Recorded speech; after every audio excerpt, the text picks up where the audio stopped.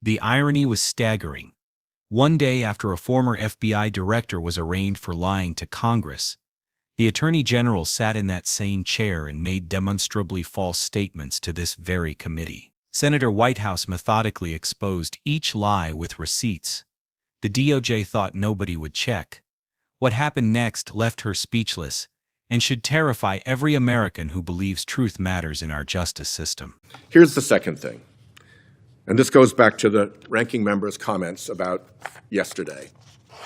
To me, yesterday was an awful day in the history of this committee. It set new low after new low after new low.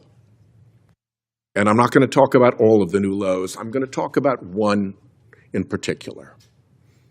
And that is whether anybody noticed the irony that the day before the United States Department of Justice arraigned a former FBI director for allegedly making untruthful statements to this committee, the Attorney General of the United States sat right there and made untruthful statements to this committee. And they weren't maybe untruthful statements. This wasn't a question of nuance. She made allegations about the ranking member and me having received political contributions from some, she said, Epstein close confidant. Well, guess what? That's actually checkable. There's a thing called the Federal Election Commission. The Federal Election Commission keeps a website that tracks all of our contributions. An intern at the Department of Justice could have checked to see that the allegation, I'll leave it to myself, that I had received campaign contributions from this individual, that was false. And it's not a maybe answer. It's a yes or no. Did I or didn't I?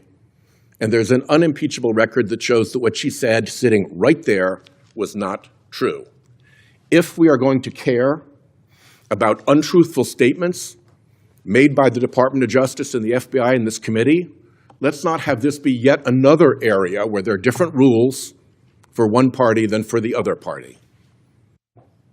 And just by the way, on that very subject, the other thing that the Attorney General did sitting right there was to strip all cover away from the untruthful statements that had been made to this committee by the current FBI director. You all heard him here. He said that he couldn't tell us about his grand jury testimony in the Mar-a-Lago case, where he first pled the Fifth, then got immunity, and then testified. He couldn't tell us what he testified to, he said, because the Department of Justice had sealed the testimony and because there was a court order barring him from doing that. And he actually identified which judge, the chief judge of the D.C. Federal District Court. Well, guess what? We know that since then, the chief judge of the Federal District Court has said that that was not true. He said specifically nothing prevented Director Patel from discussing his grand jury testimony. And yesterday, the Attorney General had the chance to say, you're right. We did seal the testimony in that matter. The Department of Justice did seal the testimony, and Patel's statement was true. Not about the court order, but at least it was sealed by the Department of Justice. She didn't say that. So now both his testimony that the DOJ had sealed his testimony and his testimony there was a court order barring his testimony are kind of demonstrably false statements to this committee. And then when he came back and we challenged him on those false statements, his second false statement was to say, I'm not going to answer any of those questions because my transcript of the grand jury testimony, I've worked with the DOJ to see that it is publicly released. Well, it either has been publicly released or it hasn't. It's a very simple distinction, yes or no. And we all know that it has not, in fact, been publicly released. And when we asked about that from the Attorney General, again, she left him high and dry and refused to say that anything had been publicly released, that there was any publicly released transcript. So yesterday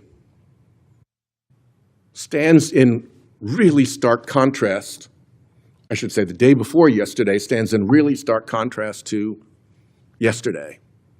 Yesterday, an FBI director was arraigned for making a false statement. The day before that, the Attorney General of the United States made arguably even falser statements. We'll see how the other case turns out. And she left the current FBI director completely exposed on his multiple false statements that his grand jury testimony in the Mar-a-Lago case had been sealed by the department, was under court order not to be released, and had since been publicly released as a transcript. I don't know if this committee is going to take itself seriously enough to treat false statements to this committee as serious matters, irrespective of who made them. But the contrast is really stark. Thank you, Chairman. What Senator Whitehouse delivered wasn't just a speech, it was a masterclass in institutional accountability that exposed something far more dangerous than garden-variety political spin. He systematically dismantled a pattern of false statements that strikes at the heart of how justice operates in America. The backdrop makes this moment even more explosive. Just one day after a former FBI director was arraigned for allegedly making false statements to Congress, the current Attorney General sat in the exact same chair and made what Whitehouse characterized as demonstrably false statements to the same committee. The irony wasn't lost on anyone paying attention. Whitehouse focused on something most people don't realize can be easily verified: campaign contribution records. When the Attorney General accused both Whitehouse and the ranking member of receiving political contributions from an Epstein confidant, she made a claim that could be fact-checked in minutes. The Federal Election Commission maintains public records of every political donation. An intern could have verified this information before the hearing.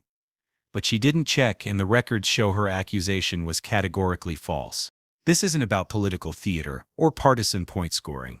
When the nation's top law enforcement officer makes verifiably false statements under oath to Congress, it creates a crisis of credibility that ripples through the entire justice system. If the person charged with ensuring truthfulness in federal investigations can't maintain basic accuracy in her own testimony, what does that say about the department's commitment to truth? The Patel testimony issue reveals an even deeper problem with institutional integrity. Patel claimed he couldn't discuss his grand jury testimony from the Mar-a-Lago documents case because of DOJ sealing and a court order from the chief judge of the D.C. Federal District Court. But that judge later clarified that nothing prevented Patel from discussing his testimony. The Attorney General had the opportunity to clarify whether DOJ had sealed the testimony, providing cover for Patel's claims. She didn't. Instead, she left Patel exposed on multiple false statements about grand jury proceedings, court orders, and public releases of transcripts. When pressed on whether his transcript had been publicly released, Patel gave another demonstrably false answer, claiming it had been when everyone knew it hadn't. This pattern reveals how institutional protection works when it breaks down. Career prosecutors and agents rely on clear, consistent guidance from leadership about legal boundaries and disclosure rules. When that guidance is contradictory or false, it creates confusion that can paralyze investigations and erode professional standards. The real danger isn't just these individual false statements, it's the precedent they set. When truth becomes optional for those charged with enforcing it, the entire framework of equal justice under law begins to collapse. Prosecutors start making decisions based on political calculation rather than evidence. Agents hesitate to pursue leads that might displease leadership. Citizens lose faith in institutions that should be above partisan manipulation. Whitehouse's methodical approach, citing specific sources, demanding yes or no answers, pointing to verifiable records, represents how oversight should function. He didn't rely on speculation or innuendo. He used the Federal Election Commission database, judicial statements, and public records to expose falsehoods that anyone could verify. The silence that followed each of his factual challenges speaks volumes. When confronted with documented evidence of false statements, neither the Attorney General nor Patel provided clear corrections or explanations. That silence isn't just awkward, it's institutionally corrosive.